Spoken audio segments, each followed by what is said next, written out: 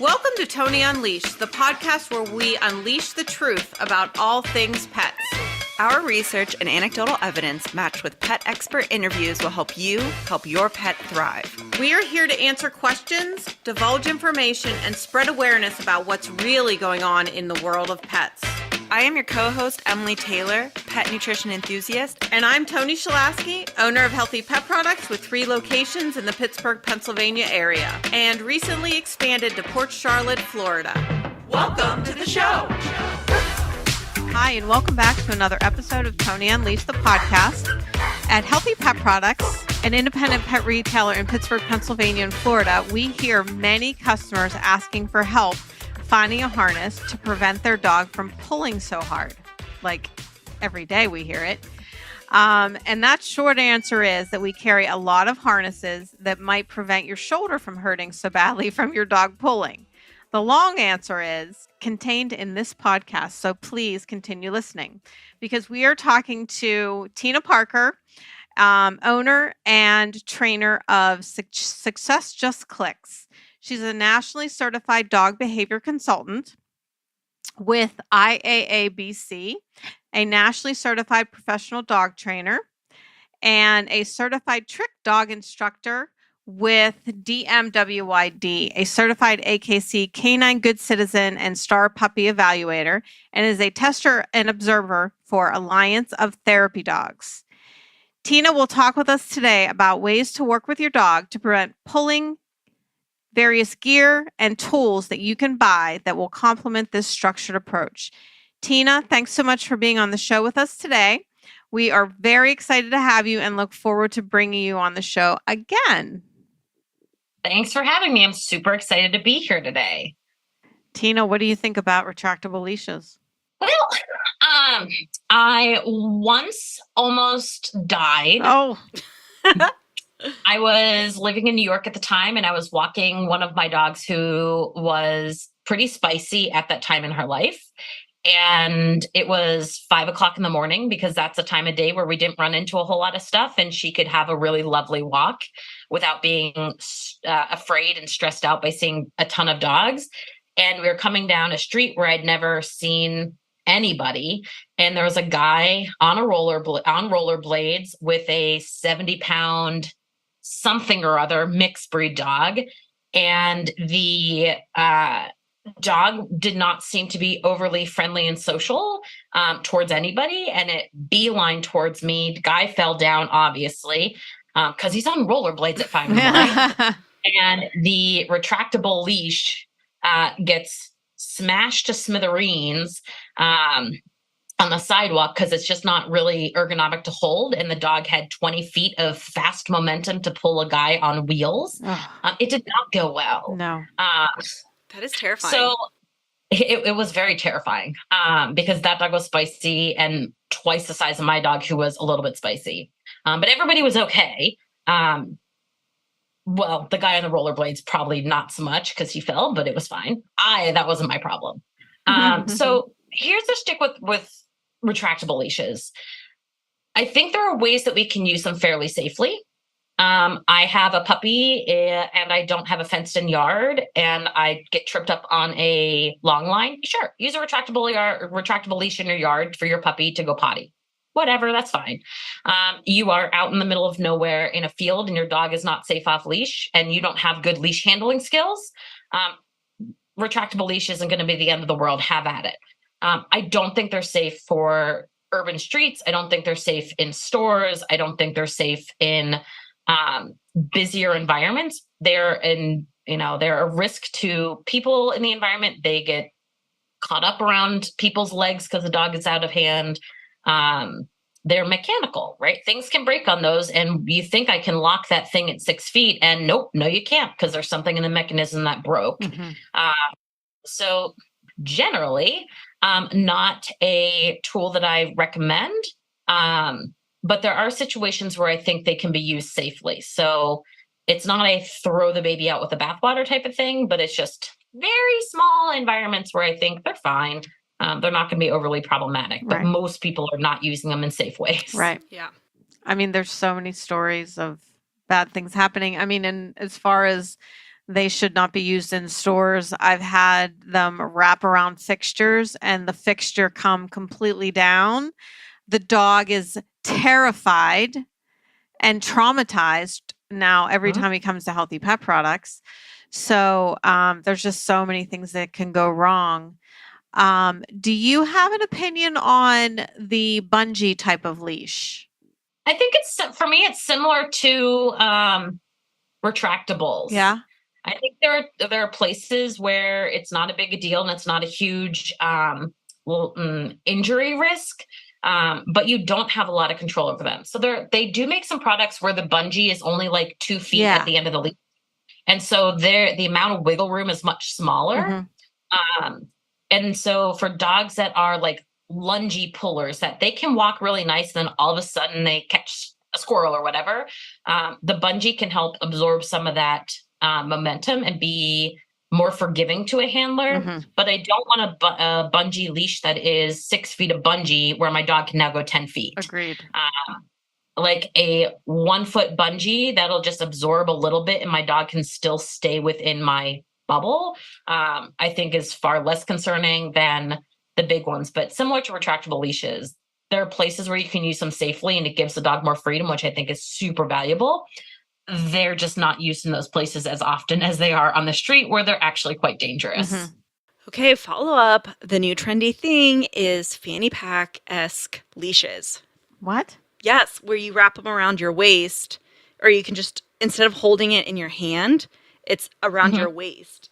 Okay. So you can walk hands-free and text and call. It's so safe. And talk. Oh. They're so trending right now. Tina? Hands-free leashes can be really useful in some respects. But again, like everything, hands-free leashes are not designed to be used with an untrained dog with somebody on their phone. It's an injury waiting to happen. But I actually use hands-free leashes for a couple of clients that they have a hard time holding all the things. And so when they're out training their dog, we set the leash up as a hands-free. So they have their hand for the clicker, their hand for the cookies, or they're not even using clicker and they just need hands for the cookies because they struggle with the mechanics of it all. A well-trained dog on a waist leash or a hands-free leash, they've done the training. It's cool. I'm not worried about it. A person who is using a hands-free leash so they can also talk on their phone and drink a coffee, their dog is probably not going to be under control, and it's probably going to trip them up more than it trips or just as much as it trips everybody else up. Yeah, I think the point that we've touched on throughout this whole episode is just like overall awareness of like where your dog is at and meeting those needs accordingly. So yeah. Going back to the very beginning of the episode where we talked about whether it's overstimulated outside, eager to be outside, nervous to be outside, just having the awareness to try to identify that, what tool is going to work best with them, what tool is going to work best with you as a handler as well, where you can function smoothly and appropriately. So I do think you're right that a lot of leash walking problem is actually not leash walking problem. It's a focus and attention problem. If your dog can't give you the time of day outside, they're certainly not going to walk nice on leash. So for a lot of people, I do more focus work than anything. And once we do some focus work, the leash walking just kind of comes together pretty easily. Until the dog recognizes that you exist, it's really hard to get leash walking. And it's hard to be consistent with training and leash walking. And I think a lot of people get defeated really easily and really quickly, and then they just stop walking their dog. And I think it bodes to being picky about picking and choosing your battles. So I want to work on leash walking. I'm not going to do that at North Park on a busy Saturday. I'm going to work on leash walking in my driveway. I'm going to work on leash walking in the empty parking lot down the street. I have a lot of clients that their initial leash walks, you're going to drive yourself to the parking lot at the empty Kmart that doesn't exist anymore. And you're just going to walk the parking lot because it's a lot easier to get leash walking when there are fewer distractions. So lots of parking lot walks until the dogs build up success, and they build confidence in the humans that, oh wait, this does work. I just can't throw the dog into the deep end and hope for the best. I have to actually teach it how to swim. Right. by building those skills in easy environments. And I still want to be able to just go to North Park and walk my dog. Great. Put them on the front clip that tells them I'm not doing much training. And if they are pulling super hard, I'll just kind of do a bit of a circle and say pulling super hard makes me do a circle and we don't keep going forward. I don't jerk them on the leash or be heavy handed with that. It's just if you pull, that tells me we should circle. And I try to get rid of the worst pulling there, but I let them pull a little bit. Like at front clip, I'm not going to bother with trying to train you. I know we're going to have a bit of a walk that is not as ideal as I want, but my dog is going to get their needs met. They're going to be out sniffing and exploring, and that's going to tire them out just as much as, a lengthy healing walk, which is not nearly as much fun as the dog. I was going to ask, I mean, is there an ideal ratio or percentage of doing heel, allowing them to sniff and explore, bathroom break, and working on things like circle, I don't know, change of direction, stuff like that? I think it sort of depends on what you're looking for, right? Like I don't think there's an ideal or one size fits all for everybody because it depends on what their goal is and their criteria is. If all you want is my dog doesn't pull me really hard, then that looks different than I want my dog to heel next to me when I ask them to and sniff when I want them to and, have plenty of time to sniff. I absolutely think the effects of a sniff walk where the dog just gets to sniff. And I use long lines a lot, actually. So I work a lot of clients on a 10-foot leash because it's amazing how much less pulling we have when they just have 4 extra feet to work with. Just a little bit more distance, not 20 feet or 30 feet when you're going to be walking in like pie trainer or whatever, like a more busy environment. But just 10 feet for some dogs is just enough extra space that they don't pull as much, that they go out, they find something to sniff, they sniff as the owner catches up. And then the owner may or may not pause for a little bit to let them keep sniffing. And then they have to catch up to the owner. And then they go ahead a little bit, they find something interesting. So I think that little bit of extra distance for some dogs just makes a world of difference in how much they pull. 6 feet is not a lot of distance for them to find something interesting. By the time they find something, they're pulling us and it's a pain in the butt for us. But yeah, so in terms of kind of that ratio of things, it just depends on what you want. But I really like sniff walks for tiring dogs out.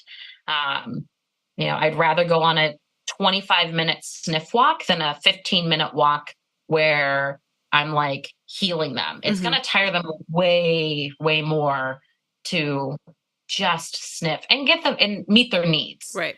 With that being said, thoughts on sniffing, exploring their world, and male dogs marking their world while they're sniffing? Yeah, if they're outside, pee all you want. Okay. I've got intact males, and my rule is outside. They're not allowed to pee on things that people touch. So I don't let my dogs pee on trash cans. I don't let my dogs pee on sides of buildings. Not that people touch those, but that's a building. But I encourage my male dogs and I have an intact male who is very marky, and I have a female who was spayed later in life who is super marky. My rule is you must mark outside. So I have 0 problems of marking inside. I've never had an issue with marking inside with my intact male because he is encouraged to mark all he wants outside, as long as it's not something someone has to touch and it's not a building or like new flowers. I'm not into that. Don't kill the flowers, please. So yeah, I encourage marking outside for those types of dogs. So they really don't want it to happen inside. You can certainly put structure to it of like, hey, we're not stopping to pee on everything. Teaching them to just keep moving cues. So my dogs, when they're on their long line, I have cues to say, just walk on by. Keep going. We're not stopping here. Keep going. And other cues that, nope, we can pull over here, stop and pee all you want. And then let's get going and just keep on trucking along. Having good communication and understanding makes it a world of difference. And that starts with, can my dog focus on me outside?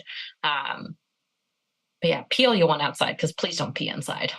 All right. I love that. I do too. Because Marking is super annoying sometimes on those like It is, walks. but it's supernatural. Yeah. It's communication for them. And I Yeah. think when we say you can't pee on anything, they get more stressy about it because that's how they communicate with everybody. And sniffing too, don't you think? Totally. Yeah. Totally. Sniffing is so important for them. Their brains are designed to process scent. Mm-hmm. And so when we're using sniffy things, we are using more of their brains than if they're doing most other tasks. So like humans get exhausted sitting down for 3 hours doing their taxes because your brain hurts. Mhm. And it's the same thing with dogs. If we let them sniff and let them explore, they get really tired along the way, which is perfect. It's good stuff. Awesome. I saw a post once that described sniffing as their version of social media to humans. It is. I Yeah. love that. They're reading the P mail. Yeah. To see what's going on. I will say I just don't understand why my male dog, he releases like 90% of his pee on the first pee spot. I'm like, I know you're going to stop 30 more times. Oh, they have so much urine. They could tell. You probably know the statistic, Tina, but they have enough that they could mark for like years. Even if it's just a drop, that Yeah. counts. Yeah. Yeah. Okay. Well, because they're so sensitive to odor that it doesn't take more than a drop for them to be like, I've been here. Yeah. Okay. Because the other dogs they don't need a lot of odor to smell that there's been a dog there. My female, she's pretty notorious that she'll mark a ton, and if she runs out of pee, she'll start leaving little tiny poop turds. She doesn't have to poop, but she will potty because she's out of pee because she has Aw. peed so much. Oh my god. She's actually she's fabulous because she will mark like a boy. Mhm. You can catch her lifting her leg Mhm. and like positioning Yeah. her vulva up against a vertical surface. Yeah. Yeah, she's done a handstand a couple times Oh, Oh my gosh. to That's so funny. mark higher up on a wall. At what point in time did you realize that your female dog was just a marker and it was not like a urinary tract infection? So it's actually really interesting. So my prior female passed away in 2020, and she was a marker, and the current female Learned from was her. not marker. As soon as that dog died, she started marking. Got it. Their Interesting. pecking order and their like position in the house, and not in terms of dominance and pack order, but she was like, that's the head of the household. I don't mark because she's marking. She's doing all the communicating. But she took over the job. As soon as that one died, she started marking like crazy. Wow. Something. Yeah. Yeah. So Yeah. while we're here, can you tell us, we should have done this earlier on, but we're doing it now, the dogs that you currently have, their age, their breed, and why? Oh boy. All right. So I have a 13-and-a-half-year-old cattle dog mixed with so he's half cattle dog, 25% Sheltie, 25% Chihuahua. Wow. He's super fabulous. Pack leader? So the hierarchy for dog social communication is not set in stone. So there's not really a pack leader. Changes. Yeah, Yeah. doesn't actually exist the way we think it does. So he's an elder in the house. Everybody kind of gives him his space and whatnot, but he's still pretty rowdy. He's got a bunch of health issues, but he is pretty asymptomatic for most of them. And he's active. He still does lots of, off-leash hiking adventures. He's fabulous and wonderful. He was my first sports dog, or first, I don't know, pretty active sport dog. I've got a 7.5-year-old border collie whippet mix. She is a purpose-bred sport mix who competes in a bajillion different sports and is super spicy and is probably one of the driviest dogs, but sweetest dogs I've had. I've got a 4.5-year-old miniature sheepadoodle. Mhm. She was from a client. She is a lot of dog, and they couldn't handle her because she's a lot of dog, and she can be a little bit aroused, and she was a little scary for them.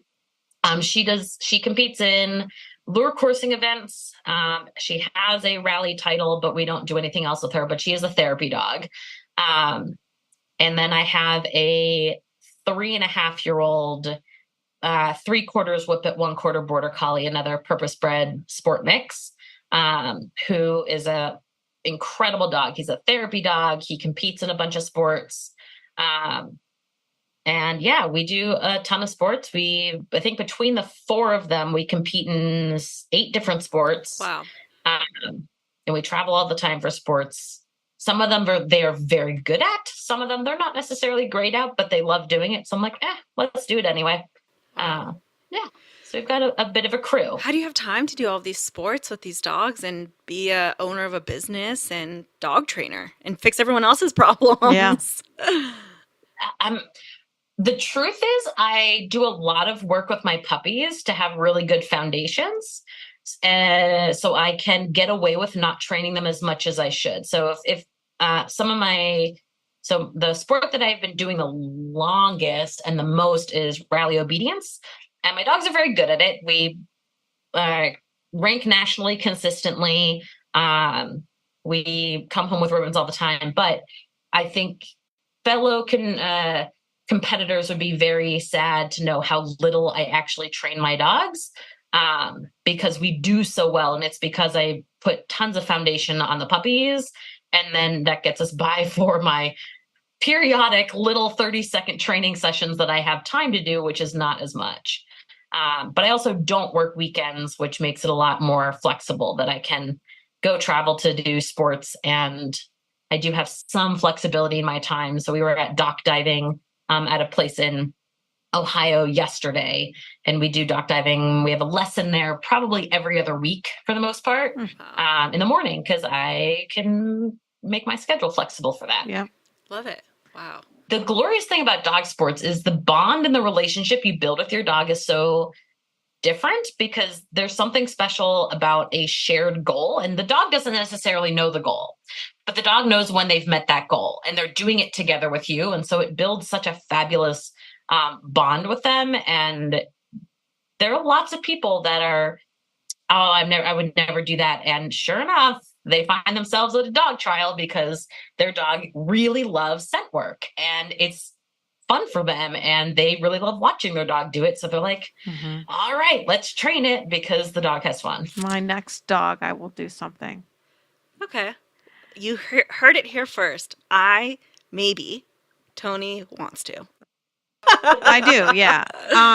So do you have, because Em and I were just talking about, well, we always talk about dog food and cat food, but do you have a philosophy on how you feed your dogs? So you mix it up, you do a little or are you very regimented? It's got to be this, it's got to be, tell us what you're. So I'm not a nutritionist by trade, but I feed a very varied diet for my dogs. I kind of feel like, a lot of the problems we see in dog food and when we get like recalls and crap, it's too much of something or not enough of something. Yep. And so like I have a bunch of different foods and I mix it all at one time. I just can't, because I go through so much of it. I don't have to worry about, the bag going stale. Like, no, I feed plenty. So I rotate through a bunch of foods. I do lots of whatever's on sale. I throw in the mix if it's something that has ingredients that I feel comfortable with. I think for me, I'm comfortable with a varied diet. Can prevent some of those too much or too little issues that pop up sometimes that they catch recalls on for any product. It's not a big deal because I don't feed just that. Right. I feed this and we throw raw in there. I used to do more raw feeding. I've done less as I've had more dogs for a variety of reasons. Sure. But we put that in the mix and we kind of rotate through. I go through on and off stages where I do raw for one full meal for a month. And then it's like, no, I'm not. I don't have time for that. We're just going to go back to kibble for a while and then mix in raw once a week. We do something. I mix it up. And any supplements that you like to keep in your rotation, or you do the same thing there? You just mix it up? I do glucosamine is the only thing, and chondroitin that I really use with the dogs. I don't use a lot of supplements for anything else. I've tried a couple, and there was one that I really liked the effects of, but I have since seen 2 medical related things that may or may not be connected to it. So I have stopped feeding it. Although I have a crap ton of it in my house right now. It did what it was supposed to do. I just have questions about, did it also not cause, but exacerbate other problems that were going to happen anyway, but it made it worse. Interesting. I don't know. Yeah. So I've stopped feeding that one. It did do what it was supposed to do, and I really like the product, and I would probably continue to use it if I didn't have not 1, but 2 dogs pop with a similar issue. So I don't really do a lot of supplements. I'll do goat's milk. Again, I'm hit or miss. I'll use goat's milk for a couple months, or I'll use the fermented fish stock for a couple months on and off. I'm flexible. Yeah, that's pretty much our philosophy too. Yeah. With as many dogs as I have, whatever is on sale, I will, as long as it's something that I'm comfortable feeding, I'll grab it. And I think it's so good for them to mix it up. Yeah. Cool. All right. Well, I think we hit it all. Yes. We just need to know website, social media handles, anything else you want us to know. Are you accepting new clients? Stuff like that. Yep. So they can find me on successjustclicks.com. They can find me on Instagram as Success Just Clicks. If you look for Success Just Clicks dog training on the Facebook, you can find me there. We have new classes coming out all the time. We've got some spaces in summer classes. Because of vacations, they're more open than normal. Typically, our classes fill pretty quickly, and you have to get on our newsletter, which is super helpful. But there are some spots and some fun classes available right now. We always have new clients coming in. I see all the behavior cases for spicy dogs that have spicy big feelings towards people and towards dogs. My other staff members are certified professional dog trainers that will see basic training and mild reactivity or mild resource guardy type stuff. So we're taking new clients, and but we're also busy. So it sometimes takes us a minute to fit you in, but we'll get there. Thank you, Tina. You're the best. You're welcome. Talk soon. Talk soon. Bye. Bye-bye.